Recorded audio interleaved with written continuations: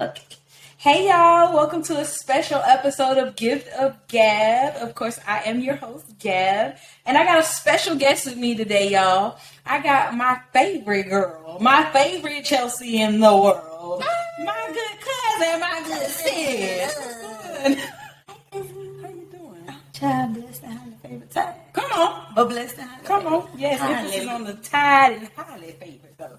So, y'all, I know we are used to seeing me in the green chair, but our girl came through and we had to make the moment just a little more intimate. And plus, the little studio, just for me right now. But we building, we expanding. Everybody in the studio. Well, you're welcome to the studio. It's just a little right now, y'all. But we at you. So, Chelsea was a great person for this episode because she's a teacher and she's my favorite teacher. She never taught me like in school. She didn't taught me some life lessons, but she's my favorite teacher. So I wanted to do this episode with her to talk about teaching and how COVID has affected her. So let's just start out with a little bit. So Chelsea, tell the people who you are. Hi, everybody. Introduce yourself. My name is Chelsea. I am a 8th grade language arts teacher. Okay. I've been teaching for 8 years. Mm-hmm. I've taught 6th, 7th, 8th, 9th, 10th, and 11th grade. Oh, all the grown little children. All the grown children. Okay. Yes. Let's get into it then. Yes. So, what made you want to become a teacher? So my mom was an educator. She's still in education. She's not teaching anymore, but it started off with her. Just seeing the love that she had for her kids and the love that her kids had for her. Girl, over the summer, I used to take my little 4-year-old next door neighbor and sit her down and be like, I'm going to teach you. And I taught her how to write her name. Sis is 21 now. Come on. 21. Sis is 21 now, but at the age of 4, I taught her how to write her name. I used to line up all my teddy bears and be like, my name is Miss Morley. Welcome to class. Like, there was just so much. Like, I just loved education. So it's always been education. I've always been passionate about it. I found out there's so much freedom, creativity. Imagine, like, you can do so much when you know. Right. And I think that's why I love it. Absolutely. I remember some teachers who were very impressionable in my life. My sister is about 8-9 years older than me, and she still references like one of her teachers from like elementary school. Like, she still talks about how influential she was on, how her life turned out. Yeah. So that's big. That's huge. Now I think you touched on this a little bit, but to my questions here. So how long have you been teaching? 8 years. Okay. I started off subbing, and then I became a teacher, but it wasn't like normal subbing. Like, I started the year teaching or subbing, and then I ended like it was my classroom from like August till they graduated. Oh, wow. Okay. So in my head it was teaching, but teaching 8 years. Wow. Okay. All right. So let's go back. Do you remember your first day of actually being a teacher? See, okay, so the first day, when I think about the first day, I think about that first day. Okay. And that's fair. That's right, because that was my first. That was when I put on the hat, put on them heels, and I said, "This is my class." Right. So they actually got me from out of internship. Okay. So I want to say right before Thanksgiving break, they were like, "Hey, no, right before Christmas break, they're like, so we finna put you in this classroom because we want to hire you on as this teacher." Okay. And I was like, I'm nervous. I'm young. This was high school. These were high schoolers. I had just turned 21. Wow. Just turned 21. You fresh and they fresh. Fresh. And in my head, I was like, these kids like 3 years younger than me. But you want, like, you see it, and like, you see me fit to run this class. Right. So I was nervous, but first day I walked in, I had my little outfit on, was giving cute teacher vibes. Come on. Me Morley. And it went well. And I think it made it easier because the kids saw a teacher that looks like them, and I saw kids that looked like me. This was a Title I predominantly black school. Okay. So I think in seeing, I'm young, hearing me talk, hearing how I vibes, like that first day was good. Wow. First day was good. That's awesome. I loved it. I mean, it's always a good thing when you walk in anywhere, any establishment, and you see people that look like you, but especially teaching, because I had 2 black teachers in elementary school. But most of my teachers were white or Spanish. And I think that my black teachers really made a difference in my life, right? Because it was certain looks that they could give me that I knew, like, my mama gave me that look. So I knew when to sit down and chill out, right? I'd be quiet. And it was just certain, you know, like, they made sure I was dressed well when I came back off the playground. It was little things like that. So I can totally identify. Really random because you just said that. I've only had one black teacher. Really? In grade school. Yeah. I've only had one. Wow, her name was Miss Bridges at the time. She's Miss Ely now 'cause she got married again. Okay, Miss I only had Miss Ely. I had Mrs. Howard. And Mrs. Howard was such a stickler for grammar. And I think that's where I developed my dialect, because Miss Howard was just like, no, you can't talk like that. Yeah. Miss Howard. Like, Miss Howard. When I know your name. My cousin now, like, we talk like this. No, ma'am. I'm not in my class. And then I had a teacher named Miss Darling, and her name was befitting. That name sounds She was just such a sweet lady. Like, whenever any type of holidays came around, like, I made sure Miss Darling had a person. Come on, Miss Darling. I loved Miss Darling. But I've had a couple of black teachers. I don't remember any, like, pretty much outside of that. But I've had, I mean, especially when I went to Glade Central, I had a few black teachers. So, so how were you feeling? What was going through your head that first day? I mean, because I know you came in, gave them real Miss Moreland vibes, but what were your thoughts? What were your feelings? I mean, I was definitely nervous. That was new. I came straight out of internship where I was underneath someone. Their rules had already been established. I was just reinforcing them. Okay. They were already used to their teacher's teaching style, and I had to kind of go underneath that. Right. But now everything was on me. So I was nervous. Yeah. I was nervous. I was terrified. I was scared. I remember calling my mom. I was like, today day what? But I was also excited. Yeah. Because I was like, I'm prepared for this. Like, I wanted to say to come, and it's finally hit. Like, literally, it's been handed to me. Yeah. Like, I've been excited.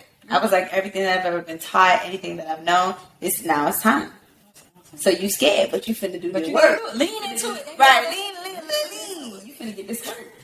So currently, what grades do you teach in what subject?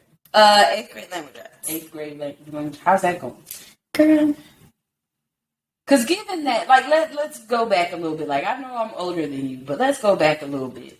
There are a bunch of new words, but, like, I don't even think kids learn cursive and stuff anymore. They like, don't. Like, my kids don't even know how to write. But that's another question. Okay. Yeah. All right. So, you know, this episode is centered around kind of how COVID shifted teaching. So let's talk about teaching before COVID. What were some of your challenges? It's almost like I feel like I'm speaking for all teachers, because if anybody would have watched this teacher, they'd be like, yep, pay, low pay for all that we do. Prior to COVID, we worn so many hats. So being paid 25 cents an hour is what it feels like. Right. It's just not enough. So that was always a challenge. Parents who, how do I phrase this? Parents who don't acknowledge their kid being at fault. Those who don't know how to be like, I received more phone calls or emails saying, that's not my kid. That's not how I raised them. Wow. Prior to COVID. Wow. So that kind of is, a little annoying. And then another big challenge is admin not having our back. Wow. So all of that together, it's a big challenge. It's a big challenge. It's a lot. Okay. Now this is 3. Those are the 3 that I can think of at the top of my head, because I feel like if I was told to write a paper, you probably can list out a bunch of evidence, articles. I mean, but I can see that. I mean, I definitely don't think teachers get paid enough. I've always believed that. I think the wrong people get paid enough. I mean, I'm not saying that people shouldn't make their money, right? I think people should definitely be worthy of making good money. Yeah. But I think teachers should be paid way more, because y'all have to be mothers. Y'all have to sometimes be dads. Y'all got to be big sisters. Y'all got to be police. Y'all got to be, there's so many things. And sometimes y'all got to be students, because you got to learn from your kids, right? Yeah. And that's just a lot of hats to wear and to be undervalued. Yeah. Absolutely. So I totally get that. So, now with COVID happening, let's talk about the challenges that happened after COVID. How did COVID, make those challenges before it came on? How did it make those better, worse, or what happened? Challenges are the same. If anything, it's been heightened. It's been increased. But nothing has changed. If anything, I think COVID has put a spotlight on how low we are paid, how badly parents. And it's so funny because I remember at the start of COVID, so many teachers was like, yes, because we want parents to understand what it's like to have their child, like almost what feels like 24/7. I want you to see why I had to write your child a referral a month ago when they said this and you claimed they said that. Like, that's what we thought. Right. But still, in coming back, it was like parents, especially around the time they had the option of being online and being at home, parents pushing them back in the school, but still, that's not my child. Right. Sis, you spent a whole half a year with your child. You know how your child is. You got to be in the classroom with your kids. Don't feel like you now parent of the year for your child again by pushing them back with us and agreeing more with them than like that's not gonna. Right. If anything, that's gonna hurt your child in the long run. So to answer your question, I think the challenges are the same. I just think they're worse, especially with everything that's been going on. And then I'm pretty sure nurses can say the same thing, but just with everything that's been going on, like we were babysitters while parents were still at work. We were like we literally got paid and still get paid absolutely nothing. Yes, we got a little raise, which put maybe $25 extra on my paycheck. Yeah, but that's it. That's it. And that's all. Girl, it got challenges. Challenges are the same. They're just taking out more taxes, but that's a whole nother story. So now this wasn't. I know I sent you the questions earlier, but I wanted because you touched on the virtual teaching. How was the virtual teaching when it kicked off with COVID? Yeah. So when it we had to do this on the big so when it first started, I was excited. I was like, "Oh, this is new. Let's give it a try. Let's see what's up." They gave teachers the option of either just posting things on eCampus, which to like a lot of colleges is like Canva or something like that, or Blackboard. They were like post, activities or assignments on there. Or you can record yourself and have the kids watch it depending on the subject, or you can meet with your kids virtually. For me, I was like, it's just easier if I just post things online, and then if I need to have like one-on-one or a small group with my kids, I'll do that. So it was really good. I had to get used to it. I liked it, honey. School, it wasn't no time. School started. I created my own office. I was up like a professor. I was like, cutting between do and do. I'm having lunch at do and ain't gonna be on do. What I said, and I had 8th grade, so I was like, yes, this is my office hours. You can come, or you it was. I had so much freedom. Yeah, I had so much freedom. I mean, I still had faculty meetings I had to join. I still had all these other things to do, but it was a lot more freedom. I enjoyed it. I gained a little weight, but I enjoyed it. A little heavy weight. And then when it became the next school year, when it was hybrid, so virtual. Some classes face-to-face, some classes or doing both at the same time. That's when it got stressful. But I found a way, and I made a way, and I loved it. How did you do it? So, I'm about to say so much now. So, come on. So it went from me being stressed out completely because I was like, how am I? Well, okay, so it worked in my favor at first. I teach 6 classes. Okay. It worked in my favor where it was like on a regular class where it's all 7 classes. Which we actually didn't have much of that. It was always block. When we came back the first year, it was block classes. So on odd days, I had 3, 5, and 7, and they were all face to face. Okay. And then on another day when I had 2, 4, and 6, they were all online. Okay. So that was good. It was like I would have one. Right. I had one all day with kids coming in. Okay, I'm cool with it. Then I had all day where I'm nothing but sitting in front of a computer. I can remove my mask. I can be fun. I can be animated. I can be excited. So that was pretty cool. And then it got to the point around October. It was supposed to wait until December, but around October, where parents, it went from the district saying, once your child is online, that's it for the year, to, if you want to bring them in, you can come in. But in December. come October. If they want to come now, they could. And it was, y'all aren't understanding how teachers have to deal with having 35 kids virtually because the class sizes didn't matter if they were online. I had like 32 kids once, and that can't happen face to face. Yeah. So from having 35 kids online and then 10 in front of you, or having 2 online, still teaching them, but having a whole class in front of you. Wow. So that's where it became. At one point, I was able to manage all of it, and then it got to the point where even admin was telling us, "Don't focus on the kids online. Wow. Focus on the kids face to face, because the kids online. This is where all the money. It became more of a money talk. Mm-hmm. It became money talk essentially. Think less about the kids online and think more about the kids face to face, because at the end of the day, the kids online probably won't even come to take FSA. So it all boils down to this testing. Testing all boils down to money. And testing all boils down. Or testing determines the funds that you're going to get. It determines the grade that the school gets, determines the funds, all of that. School is ran like money. I don't know how many emails I received. Even previously, prior to COVID, I don't know how many times an admin has reached out to me and been like, "I need you to change the student's grade because we won't get the money that we need if they are." And see, I've heard other people say that, and I think it's such a twofold thing, because on one hand, I empathize and sympathize with teachers and staff, because the wrong grades come out. Y'all are at the mercy of the school district. Oh, this school doesn't need to be open anymore.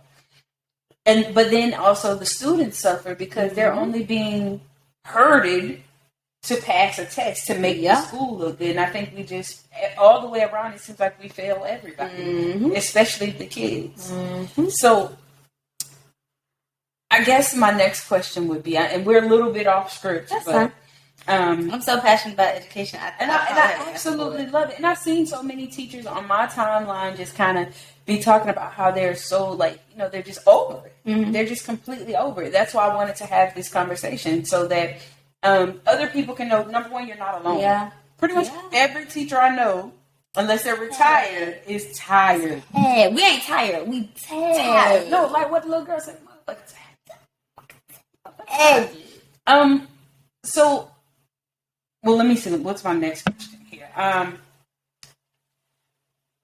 So with COVID happening, you got online, you got in person, you got them at the same time. How are you taking care of yourself? How are you showing up for Chelsea, for Miss Moreland? Are you talking about when it first happened or now? Let's go from beginning to now. So when it first happened, especially when we were strictly online, as soon as COVID happened, I was taking myself very well. Okay. I was able to have, granted, all of that happened at a very interesting time of my life, and you know that. So appreciate her. We've been in this for We've been in this for. But that happened around a very rough time in my life, but I was still able to keep my head on my shoulders first with God, because I think being in my devotion and making sure I dedicate a lot of my time to Him, that helped a lot. Because I was able to wake up and go to bed and still move about the country the way I wanted to, kind of sort of, COVID shit if they're not quarantine. I was able to work out, exercise. I was getting energy from me being in front of my TV and doing HIIT workouts. Sean, girl, Sean, lost a little fat. So during that time, that's what that was. Mm-hmm. Around the time that it became hybrid, I was working out a little bit. Mm-hmm. Life was good. I was going to church a lot more again since the world opened up virtually. Right. That was good, and it did help women with you. Yes, we did have. Yes, we had so many. We had moments. We had our. You want a drink? Let's get a drink. Moments. We had our. You want some seafood? Let me just say, side note. Living with Chelsea, I learned so much about me. That's the Gabby y'all see in front of y'all now is because of the experience I had with Chelsea. Yeah. And I'm brutally honest. There were times where I was a jerk.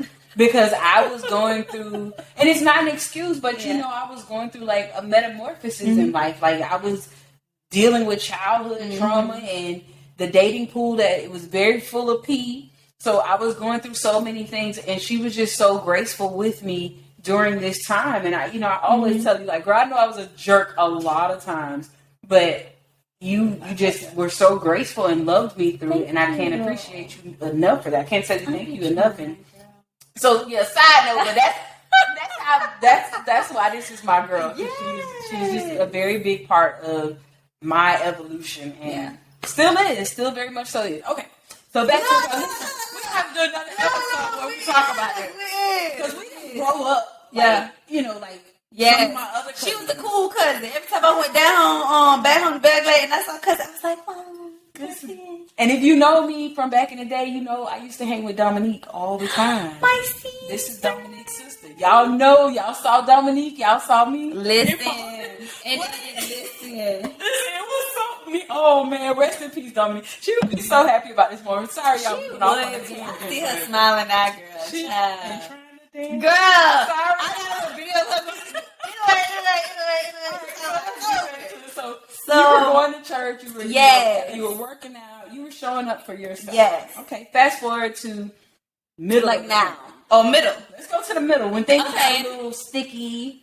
Or would we say that's around like hybrid time, or would we say same thing. So I think in rooming with you that helped a lot. I had not necessarily started therapy, but I had finally decided to begin to be real with my therapist.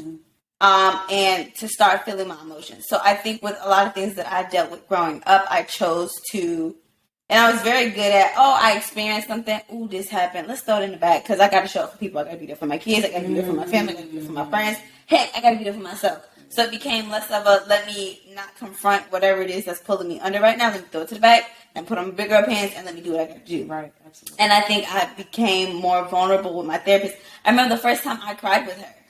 That was when we lived together. I was virtually on with her. That was my first time I cried.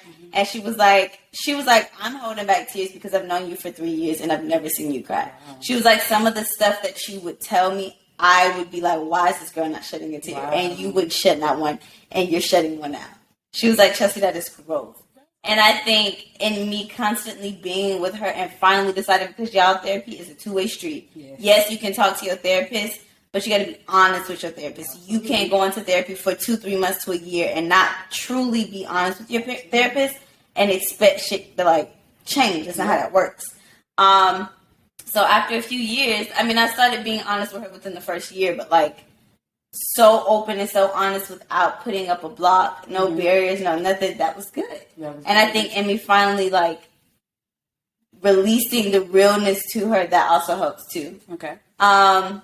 So you were still doing your thing. Yeah. Working out there. Yeah. You be having drinks. Right. Margarita night on a Tuesday. Mm-hmm. And then even then, before we even get to now, I showing up for myself was, always, specifically for school, for work, showing up for myself was being there. Teachers had to be at work at 8:30. So me being there at 7. Me touching every desk in my room and praying over it, touching every door entryway and praying that anybody who walks into my room feels safe. That was my daily routine. And then after doing that, sitting at my desk doing my devotional, listening to my Carrie Joe playlist or my Yolanda Adams or whatever came on, and just being in the moment. Right. Planning for the week, planning for the month. That was me showing up for myself. Pre-COVID. Or even in the middle of COVID not being that bad, but being there. Now, let's talk about it. What's going on now? How are you showing up for yourself now? Teachers have to be at work at 8:30. I'll be lucky if I pull up at 8:15. Lesson plans that are due on Monday by 9:15 don't be turned until Monday at 4:00. I walk in, I'm like, Lord bless the bless. Stop, cousin. Lord, do what you do. I'm like, bless them. Okay. And it's not that I'm losing faith. Right. It's just that I'm not showing up for myself as much because I'm tired. Burned out. I am tired. I have anxiety. Sundays, every Sunday before Monday, I have so much anxiety. Yeah. And with so much anxiety comes low energy and just being tired all the time. I do not show up for myself. And what do you think caused that? With school and COVID and teaching and students? All of it. Just everything. More so just feeling like teachers aren't being appreciated. I feel like we do so much. I feel like we wear so many hats. And you listed a couple of them before, but the one that you did not mention was therapists. Yeah.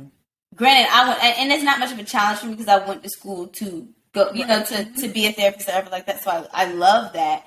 But it's something to be dealing with what you're dealing with and go home and carry all the baggage and all the weight that your kids already give you. Yeah.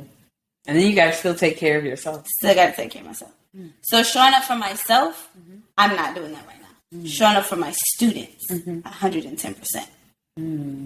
110%. I think that's why I'm drained. I think that's why I have so much anxiety. I think that's why I'm tired. Because emotionally, physically, spiritually, I am there for my kids 100%. Because I cannot blame this on them. Right. I can't blame their work ethics on them. I can't blame their behavior on them. I don't. Because what would we do if we were in a pandemic? Absolutely. We don't know because this ain't happened since. It has not happened. And this is the age where being on their phone and social media is crazy. Tic-Tac came out at the right time because Tic-Tac was coming up when COVID was like, "Ooh, I'm here." Yeah. I remember one time people was like, "Girl, don't download Tic-Tac. COVID on there too." COVID on there too. Girl, the people over in the East, they watching you through TikTok. Right. Girl, like it was so crazy. But how would we, and that's why I have no choice but to feel like I have to give 100%, 110% for my students, even if I'm not giving it for myself, because they're still human beings who need to be taught. Right. Absolutely. They're still human beings that have lives. Absolutely. They didn't wake up and decide, oh, let's let a pandemic start. And like half of them throughout this pandemic probably didn't have, I have students who are dealing with parents who have cancer. I have students who lost both parents to COVID. I have students who go home to parents that don't have jobs, so their parents can't physically be there for them because emotionally, like these are the conversations I have with my students. That's why I have to be there. Like if I can be a little bit of sun in their life, I will give my all, and then when they leave, just be tired when I go home, and I am willing to do that. And you know, we've had these discussions before.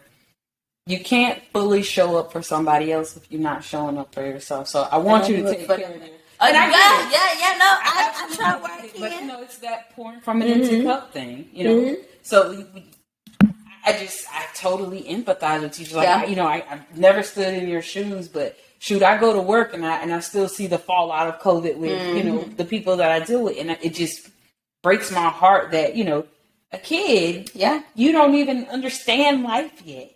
But life, you got to figure it out at 15, 14, and 8th graders are what? How, like 13? Anywhere from 13 to 15. Yeah. Wow. They got to figure it out. So, as the concerns of COVID seem to be dwindling, talk about some changes that you'd like to see. Girl, what kind of support? What does good support from like a school district look like for you? To be honest, because I feel as if I've never really seen it, I don't know.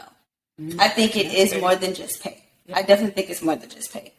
I've decided to start a hospitality committee at my school, so I am the chair of the hospitality committee because in the back of my head, if there's one thing I would like to see, it's teachers being in charge of education. Yeah, absolutely. I feel like maybe that can be a big start. People up in the administrative positions up in the district or whatever like that, how long have you been in the classroom? Not a principal, not a substitute, not 2-3 years. How long have you been? How often are you in the face of what we're going on now, talking to kids, interviewing them, getting on their level to see what they're dealing with, to see how to help us as teachers? No one is doing it. You got governors passing laws that masks aren't needed, but people still catching COVID. Like, you got teachers who are being forced. Now, I'm not for forcing somebody to get a COVID shot. Right, that's your personal choice. That is your personal choice. But telling teachers who don't have it that they can't get paid if they do get it is crazy. Now, they've been the rules for those who are too old or have certain sicknesses or illnesses and they can't get it. But for those who just are completely against it for whatever reason, you shouldn't tell them that if they catch COVID, they can't get paid. People have their reasons for doing a lot of stuff. Absolutely. But anyways, I feel like I'm off the question. No, you're fine. And you answered it. You said you've never had it, so you don't know what it is. I don't know. I don't know what it would look like. Now, I'm just going to throw something out there. Do you think it could look like teachers having more say over how things are taught in their own classrooms instead of like teaching for a test, but actually teaching students. Like I think of like the old school teachers, right, where they were able to do their lesson plans and be creative. Yeah, yeah. Do you think it could come in that form, like that, or that's a part of the form it could come in? Yes, but I'm also at a point where I feel like it's kind of too late for that. Gotcha. Yes, but I kind of feel like it's at a point where it's kind of too late for that because kids are so low these days that would mean throwing away all the instructional things that are being made or that are made and meeting your student where they're at. And I hate to say it, especially to be a teacher and say that, but unless the parent goes out of the way and gets that child some extra tutoring, some extra writing help, some math books, and are able to sit down with them or get them a tutor and teach them how to read. I have kids who are reading at a 3rd grade level and 8th grade. So to tell a teacher, we no longer will make lesson plans for you, you make your own, would probably be 10 times worse for a teacher. Because that would be like 15 lesson plans in one period. Because I have kids who are reading at a high school level. And then I have kids who don't even know how to spell the word it. Who don't even know to capitalize the first letter in their name. Who don't even know every sentence deserves a period. And in the beginning, I used to blame teachers for that. But being in teaching this long, I realized at the end of the day, I can still break rules and bend things and go behind people's back and try to give my students the best that I could. Absolutely. At the end of the day, like me making sure I have a job next year is based on how well I do on my evaluation. How well I do on my evaluation is making sure I mark off she ticks off every box of what I need to do and how I need to teach. If you ask me, no child left behind never really left the United States. It's been here. It's just been called something different. It's just been changed to something different. Like poor schools are Title I schools now. I mean, they get extra funding, but they still don't get what they need. But they don't get what they need. They don't. Something else I would like to see added in the classroom is social emotional, especially because of COVID, social emotional classes being required when kids enter middle school and high school. I like that idea. Because if you think about it, you are, but COVID, because we're still dealing with kids with COVID, my 8th graders, their last real year of teaching was 5th grade. That is very true. So they didn't get to experience 6th grade for real, 7th grade for real. 6th grade year was all virtual. No, most of my kids were virtual. So there was that virtual hybrid transition. Last year was still kind of virtual hybrid. This year, everyone is face-to-face. There's no more virtual. I have 5th graders in my class. They act like 5th graders. They're stuck. That's why I go back to I can't blame these kids for the way that they act. If you ask me why I am not happy with teaching right now, I will never tell you my kids. They play some part. Yeah. But it's not their fault. So would you mind sharing, like, what's the reason why you aren't happy with teaching right now? Considering that I know you love teaching. Love it. But what makes you unhappy right now? Just not being appreciated.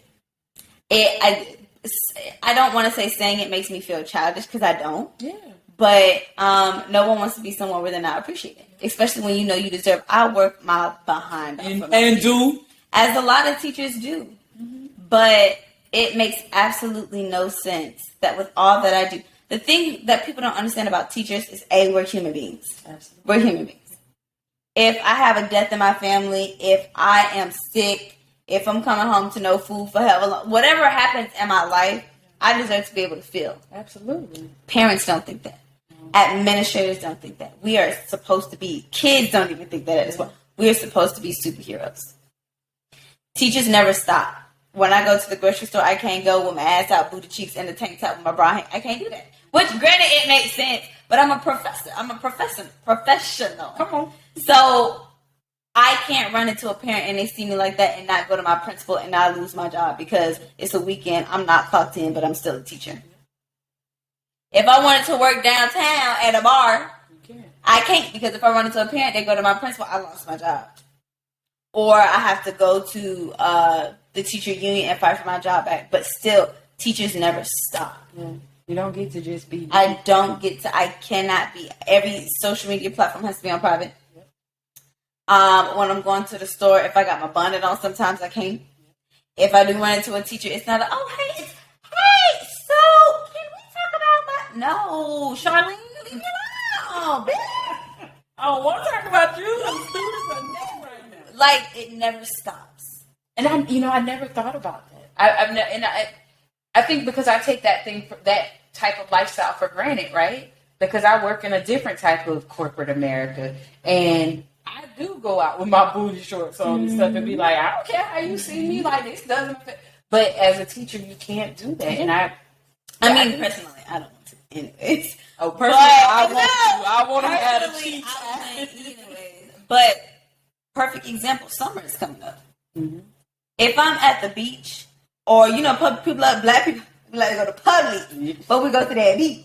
If I want to go get a chicken tender stove at the Publix up the street from my house, and I run into my kids, and I got on a bathing suit covered up that's real thin, and I wouldn't be surprised if I got an email from my principal saying XYZ LMNOP. Like, I can't. There's no. Now, I'm not saying this because this isn't a COVID situation. I know we're talking about COVID. Yeah. I got into the profession knowing this. I still love it. I am passionate about teaching. That's not going to change. That's just one of the things I think about. Like, teachers can't be. We're not seen as normal people. We can't have a life outside of teaching.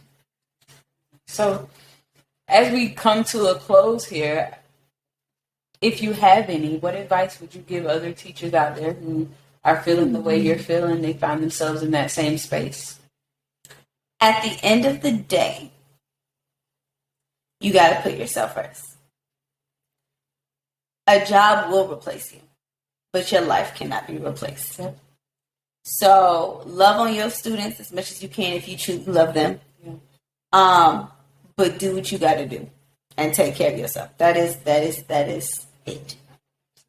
So, where can the people find you if they'd like to reach out or follow you? Because you have your own pod. Listen. Tell the people about you. So, my little... Ain't no little, y'all. Ain't no little. Come on. So, let me tell y'all. Back in January, I was supposed to start my, my YouTube, the tuber. I want to be a little YouTuberist. And I did not start it for my own personal reasons, but I have people like my cousin and my friends who are like, okay, but where's that? Because it's now March. All this personality, y'all need to have some. It's now March. Weekly episodes of just personality. What is girl? Let me find it. What I said? And this means that you got to do more of it because you tell them to give the audience to find you. Cousin, what my thing? Y'all, she gonna find it and I'll post it. Yeah, I'll post it in my story. But y'all could find me on my teacher page. Yes, come on. And it's called underscore coffee because I love coffee and class. So underscore coffee and class. I'm gonna do a lot better with posting on there too because I post on. Yes. She gonna do a lot better. That will be gonna keep it. Underscore coffee and class. Holla at your girl. Y'all can catch her in the Gift of Gab live on Wednesdays every now and again. And I be in the conference. She do. So, as we wrap up this episode here, I can't thank you enough for being here to share with me. I hate that we didn't get to do this in the green chair, but y'all, this Big Blue, and Big Blue loves Chelsea, and Chelsea loves Big Blue. So, I'm happy you got to join me and have this conversation. I hope that some teachers, really, really connect and know that they're not alone in this, and to definitely follow your page because when you are posting, you post great content. So I hope that takes off for you. And as always, y'all, I thank y'all for joining me. Take care of yourselves. Take care of each other. I love y'all.